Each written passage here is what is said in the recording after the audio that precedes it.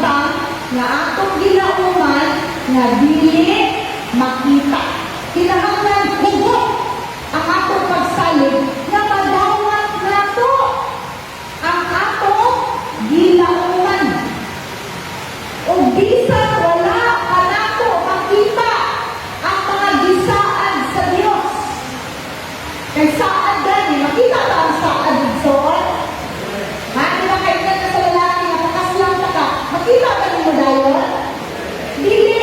Muna siya nga, kung bisan wala pa nato makita ang mga gisaad sa Dios, na siguro na nato nga madawat gayud nato kini. Amen? Okay. Usaha ito, kaya nito na mulang buhay ay very good example na yan po sa Bible sa Hebrews 11, chapter 11, verse 7a. Tungkol sa pagtuo, naminaw si Noah sa pahimangno sa Diyos kaniya, mahitungod sa mga mahitabo. Bisan wala kaniya kini makita. Busa, nagbuhat siya o arka, aron maluwas siya o ang iyang pamilya. Tungkol sa pagtuo ni Noah, naluwas siya o iyang pamilya. Diba? Nakita ba ni Noah, pagsulti sa Ginoo nga naay dakong baha, limpyuhan ang hugasan ang kalibutan, nakita ba dahil natin ang ugma? Wala. Diba? Maayong taigsoon, kung kita ba, kung si Noah ba, nagbuhay siya sa arka 30 days lang, or may nungkag 30 years. Kapag mo bilang tuig, 120 years. Buhay pagkakana. Si Noah namantay pa. Himsong pa kay si Noah.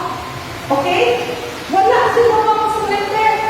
Wala si Noah mo yung mga bakapot na 20 years. Ay, bigyan ako. Kapoy man. Pag ako ng 50 years, wala rin siya bigla sa Ginoo. Hantong ka na sa. Basta ako sa iyo maghimo. Kaya nahin mo abot ko lahat. Nahin mo abot na ako naglipiyuhan ng kalibutan. Pero wala nagsulti ang Ginoo na 120 years. Wala. Wala ang inyong sinawa. Mundang ka lang ko, oy, dugaya ka ani. Pag abot ko 50 years na pinanday. Wala. Ay nakita ko. Wala yung ulan. Ha? Wala yung mga signs. Wala yung ebidensya. Unya, ang lisod pa yun. Kaya ka na bugal-bugalan ka sa mga tao. Tingnan ka sa mga tao ka. Huy, nawan. Nabuha ka na siguro ka. Pero nakatuin si buhat anak, baiti. Ang bata, ulitaw na. Kaya walang grabe yung ulan, wala pa na. Nagkatawaan siya. Di ba, gusto kaya na nagkatawaan ka. Pero wala siya, di ba? Sige lang pinakon. Kaya ang bibunitan niya, ginauman niya, na muabot din ang tulong sa Diyos. Amen. Hebrews 11, verse 6. Ang tao, walay pagtuo, dili ganun makalimay sa Diyos. Nandun nila, tulong sa Diyos ha, ang tao walay pagtuo, dili ganun makalimay sa Diyos. Tungod kay si Bisa na muduol sa Diyos, kinahanglan mo tuo na adunay Diyos. O mutuo sa na siya ang muhatag o ganti nato sa mga nagapangita kaniya. Ang pagtuo, kinagiban niya ay na siya, nagihatag sa Diyos na nato. Ang pagtuo, karon, kung wala kay pagtuo, kung saan mo, asa na dati sa hinagiban sa Diyos? Shield of faith. Kanao? Shield of faith. Kaya naman, kanang shield of faith, mauna siya ang imong assurance. Mauna ang imong kasiguruhan na magdawat nito ang saad sa Diyos. Kung sa panahon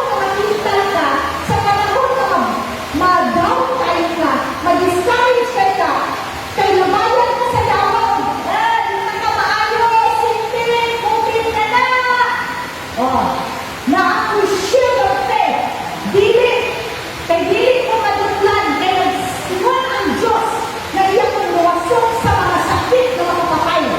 O na ito yung shield, di ba?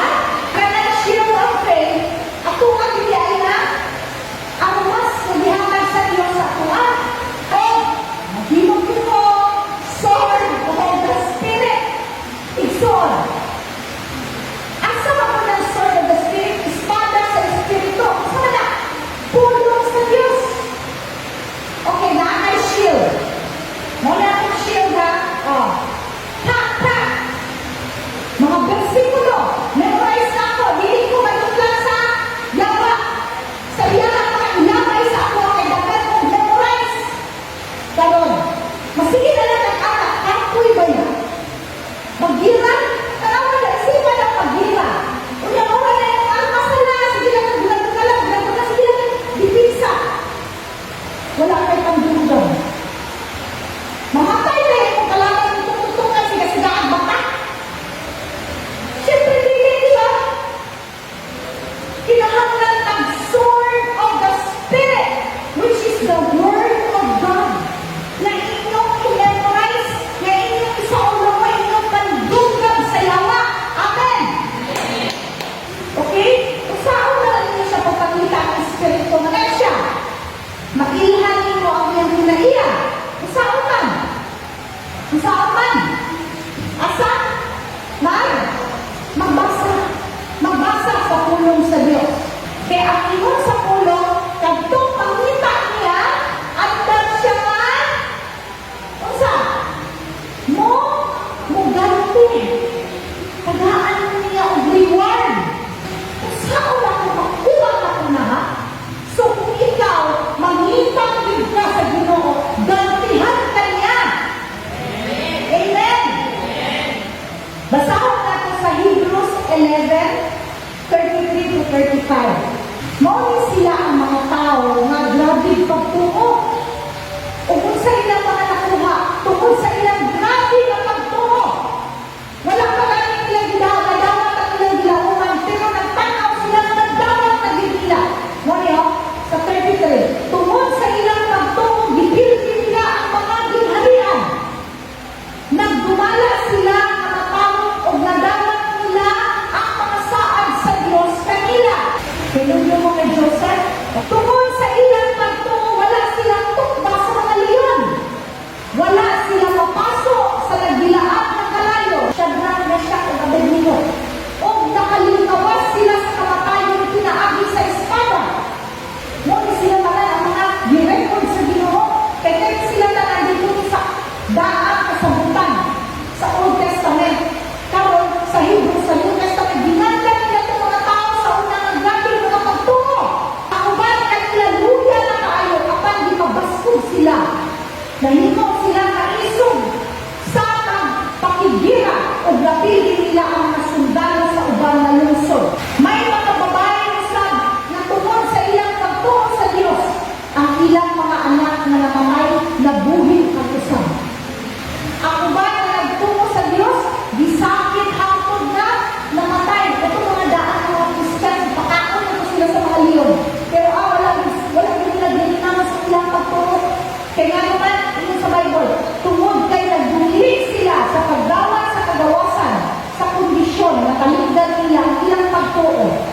Kaya nasayra nila nga moabot ka adlaw na banhaw sila sa Diyos o madawat nila ang mas maayo pa nga kinabuhi. Romans 10:17. Karon makaingon kita na ang tao mutuulang kang Kristo kung makadungog siya sa mensahe. Mahitungod kaniya o kining mensahe madungog lang kung may magtudlo ni ini. So, kinahanglan ka mo simba. Kaya kung hindi ka mo simba, kinsa may magtudlo sa inyo?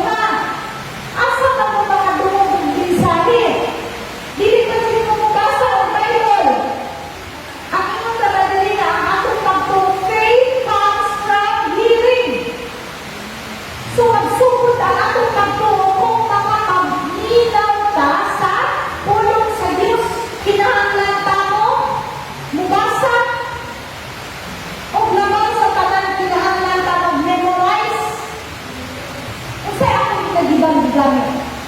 Nagsakit po akong ginagiban gamit. Una, Pedro, Kapitulo 2, versikulo 24. Kana akong ginitan, balik-balik, balik-balik, 3 weeks. Andaw, masigil ko sulti.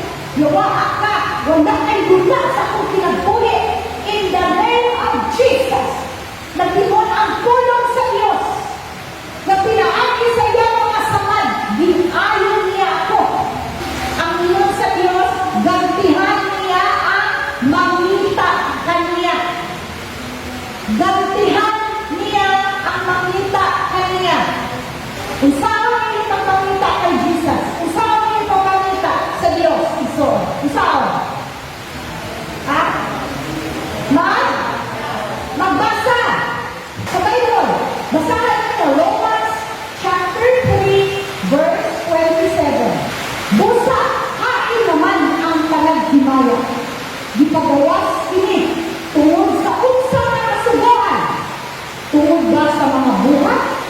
Dili, kundi tungod sa usa ka kasuguan sa pagtuo. In English, kung tanawan niyo sa English Bible, law of faith. Sa Bisaya, kasuguan sa pagtuo. Ano? Wala ako din ay nagpagtuo? Yes. Okay. Diri sa yuta, na ako'y balaod. Amen.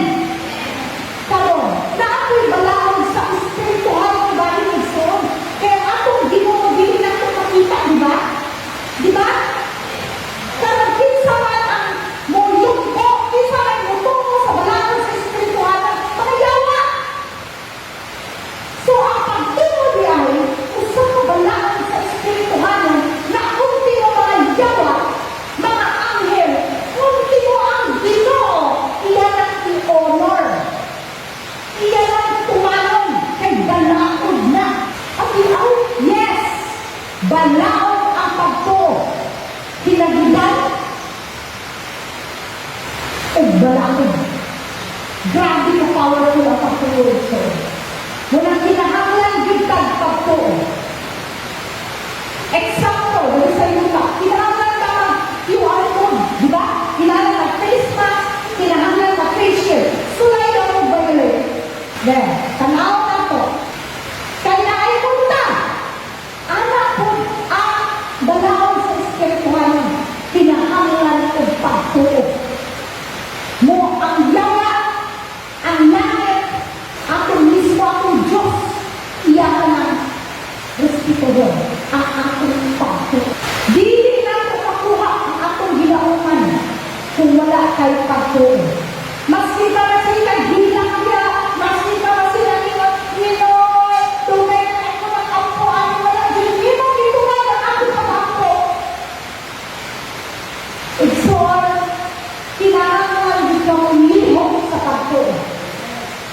Usay, makapagtana ka, tubagon ka ba sa ginawa ang pag-ampo? Ang tuwid sa ito, ginagawa. Maayo na ba na ako amin? Ang mga pagtana.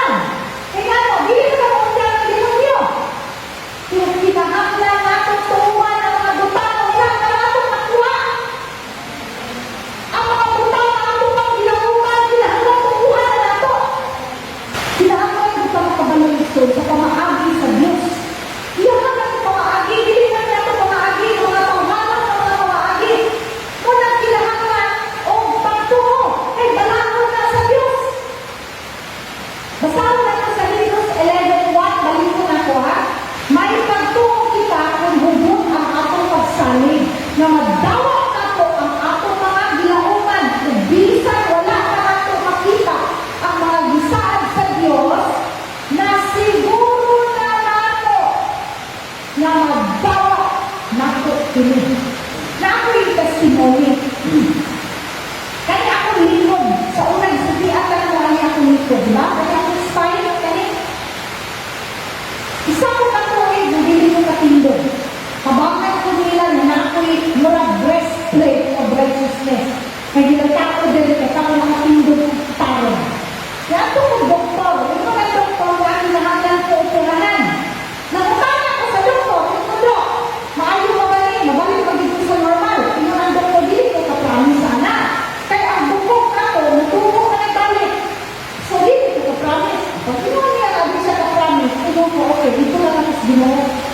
naman. Di na siya ka-promise. Ang Ginoo, maka-promise na ayuhon mo niya. So, magulang naman is milagro sa Ginoo. Abi ni ko, so, adlaw-adlaw, nagahuli-huli ko. This week, yes, kay Grace, una magpipla na ng Diyos, adlaw-adlaw. Ako, hindi Ginoo, hindi pa kamatyan. By your stripes, by your wounds. Asa na? 1 Corinthians, chapter 11, verse 23, pababa. Muna sila ko na lang, may mga pastor lang ko yung namin. Ako sa Bible ha, ang mga tinunan sa Diyos. Balay sila. Nag-breaking of the bread. Hindi mo magtinunana. Ako, gibuhat na na. Iayo ko sa Diyos, wala akong iuperahan. Glory to God! Hallelujah! No, na ito, maski na to sa inyong mga pinansyal na bahin. Huwag may mga kwarta. Kaya ang tungo mo, kaya ang pagtungo mo yan, ha? Hinanggiban o balaod. Okay, susundan na nito. Philippians chapter 4, verse 19. O tungo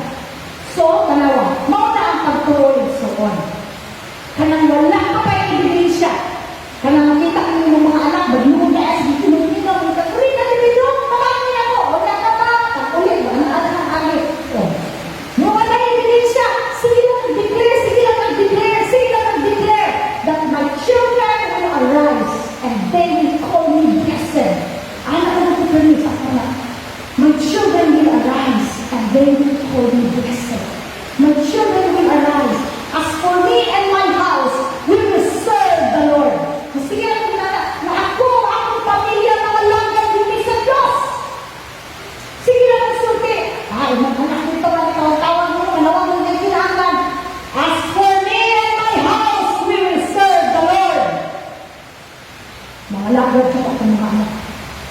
Hallelujah. So excited ka ayun so na mag-memorize sa mga pulong sa Diyos. Excited ka kaya ay pwede gulitan. Dili ay ang inyong mga problema dili kay dead end. So excited ka kaya ang atong Diyos dili bakaton. Amen. Ang problema nato kung ang atong pagtuo parehas kay Tomas. Juan 20 versikulo 19 hangtod 20. Usaha na. Sa dihang kilong-kilong na ni atong Dominguha, nagtigom sa usa ka balay ang mga tinunan o tungod sa ilang kahadlok sa kadagkuan sa mga Hudiyo, gitrangkahan nila ang mga puntahan sa balay nga ilang tigumanan. Niabot si Jesus ug nitindog dito sa ilang kaliwala. Niingon siya, ang kalinaw paanaa kaninyo. Pagkahuman niya sulti niini, iyang ipakita kanila ang iyang mga samad sa iyang mga kamot o kilid. Ug nalipay gayon ang mga tinunan sa dihang nakita nila ang Ginoo. Iyang ipakita ang iyang mga samad kanila, nalipay din sila. Igsoon. Excited kayo sila mo, wow! Abi na ko, namatay na si Jesus, hindi na yung mabataw. Okay, mana? Nakaw na si Jesus. Kuman, naabot si Tomas. Pag-abot ni Tomas, hindi na nila huli si Jesus. Kabalo mo si Tomas? Nasa John 20, chapter 20, verses 25, kasi tubag ni Tomas. Gawas! Kung makakita ko ang agi sa lansa sa iyang mga kamot o masulod ko ang tulo sa iyang samad o masulod ko ang akong kamot sa samad sa iyang kilid, dili gayon ako to. Okay? Kung nag-isipin ko mas kita po dyan ang suundagan kung mga anak na tao, di ba? Tanawa ha? Si Tomas na dito ha? Si Jesus na wala. Na si Jesus ang tutungurang na si Tomas wala. Wala. Di ba primero, itunga si Jesus sa iyang mga disipulo. Wala si Tomas dito. So, isumiha sa mga disipulo si Tomas ang dili niya si Jesus. Pakita niya ito yung mga samad, anak. O sa ito ni Tomas, may kumutungo, alam. Makita din na ako, masuksok din na ako. Muna yung Tomas. Pamutanan. Si Jesus ang wala. Wala. Wala si Jesus. Ingon ang Biblia. Tanawa ka? Ingon sa John 20:26. Paglabay sa usang simana, nagtigong pag-usap ang mga tinunan ni Jesus sa balay na ilang tigumanan. O kauban na nila si Tomas. Gitrangkahan nila ang mga puntahan sa balay at ang sulod na usap si Jesus. Nisulod si Jesus o nitindog dito sa ilang kaliwala. Niingon siya kanila, ang kalinaw, manaan kaninyo. 27. Dahil niingon siya ng Tomas, Tomas, dali, tanawa akong kamot o isunod ang imong tudlo sa akong mga samad. Isunod usab ang imong kamot sa samad sa akong kilid. Ayaw na pagduha-duha, tuo na Pinoon. Verse 28, niingon si Tomas kang Jesus, Ginoo ko, Diyos ko. 29, niingon dahil si Jesus kaniya, mutuo ka na ba karon kay nakita mo na ako? Bulahan ang mga tao na nagatuo ka na ako, bisan wala nila ako nakita. Hallelujah. Igsoon, dili jud baya na nato makita ang pagtuo. Diba? Pagtuo namin. Kano pa man ka kinahanglan kag pagtuo kung makita na mo imo nang nabati, dili na kinahanglan pagtuo. Dili na pwede nga to cease to believe.